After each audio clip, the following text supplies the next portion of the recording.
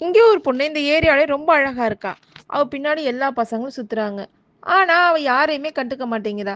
இப்படி இருக்கப்போ, ஒரு பையன் ஒரு நாள் வந்து அவகிட்ட ப்ரப்போஸ் பண்றான். ஆனா, அந்த பொண்ணு அவன அக்செப்ட் பண்ண மாட்டேங்கிறா.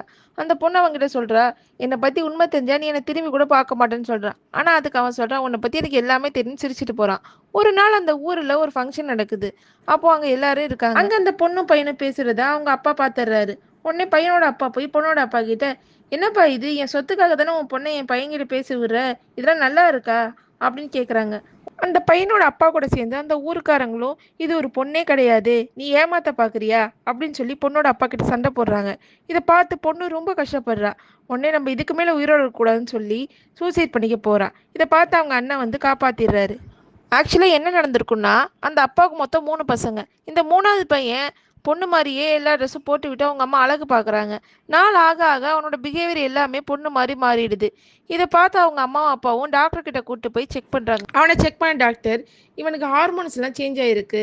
இவன் இனிமேல் பொண்ணு மாதிரி தான் நடந்துக்குவான்" அப்படின்னு சொல்லிடுறாரு. இதை கேட்டு அவங்க அம்மா அப்பாவும் யோசிச்சு, ஓகே இவனை பொண்ணாவே மாற்றிடலான்னு அவனுக்கு ஆப்ரேஷன் பண்ண சொல்கிறாங்க. உடனே கம்ப்ளீட்டாக ஆப்ரேஷன் பண்ணி அவனை பொண்ணாவே மாற்றிடுறாங்க. இதுக்கு மேலே இந்த ஊரில் இருக்க முடியாதுன்னு சொல்லிட்டு அவங்க வேற ஊருக்கு வந்துடுறாங்க. சின்ன வயசுலேருந்தே அந்த பொண்ணுக்கு மிஸ் பியூட்டி ஆகணும்னு ஆசையாக இருக்கும். ஆனால் அது தெரிஞ்சுட்டு அந்த ஊர் மக்கள் எல்லாம் அவளை கிண்டல் பண்ணுவாங்க. ஆனால் அவங்க அப்பா தான், என் பொண்ணு எப்படினாலும் மிஸ் பியூட்டி ஆகுவான்னு ரொம்ப சப்போர்ட் பண்ணி பேசுவார். அவள் அந்த மிஸ் பியூட்டி காம்படிஷனில் கலந்துட்டு கடைசியாக வின் பண்ணவும் செஞ்சிருவா.